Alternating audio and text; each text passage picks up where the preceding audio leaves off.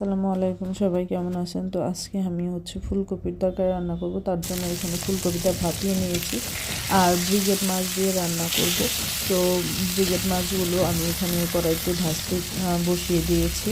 একদিকে মাছ ভাজা হচ্ছে আর আরেকদিকে ফুলকপি ভাপানো হচ্ছে। ফুলকপিকে একটু ভাপিয়ে রান্না করেন অবশ্যই জানাবেন।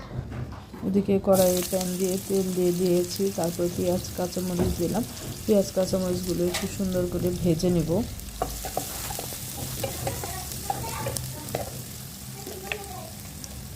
পেঁয়াজ কাঁচামরিচ একটু লবণ দিব, তাহলে একটু ভালোভাবে তাড়াতাড়ি ভাজা হবে।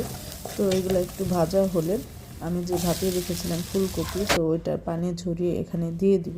তারপরে একটু একটু হালকাভাবে ফুলকপিগুলো নেড়ে চেড়ে হালকাভাবে ভেজে নিব।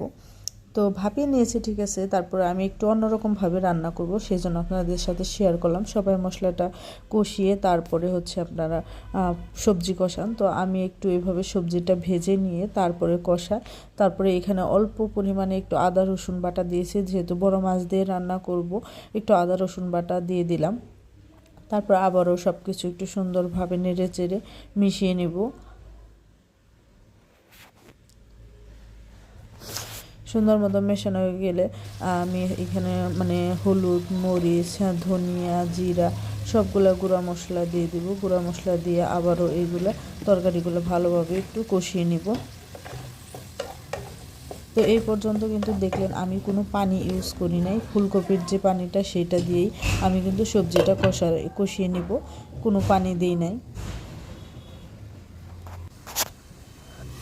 তো ফুলকপিটা কষানো হয়ে আসলে আবার আমি একটু ঢাকনা খুলে বারে বারে নেড়ে চেড়ে দিচ্ছি। দেখেন এখানে অনেকটা পরিমাণ কিন্তু পানি উঠছে।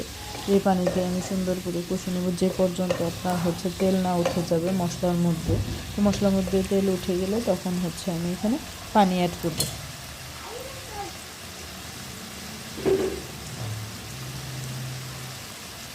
এই তো এখানে পানি দিয়ে দিলাম ঝোলের জন্য।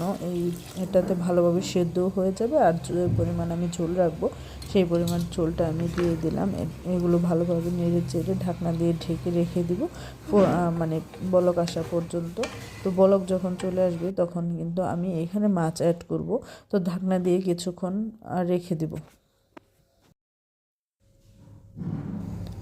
এই তো বলক চলে আসছে। তো বলক যখন চলে আসবে, এখন আমি যে মাছগুলো ভেজে রেখেছিলাম সেই মাছগুলো এখানে দিয়ে দিব।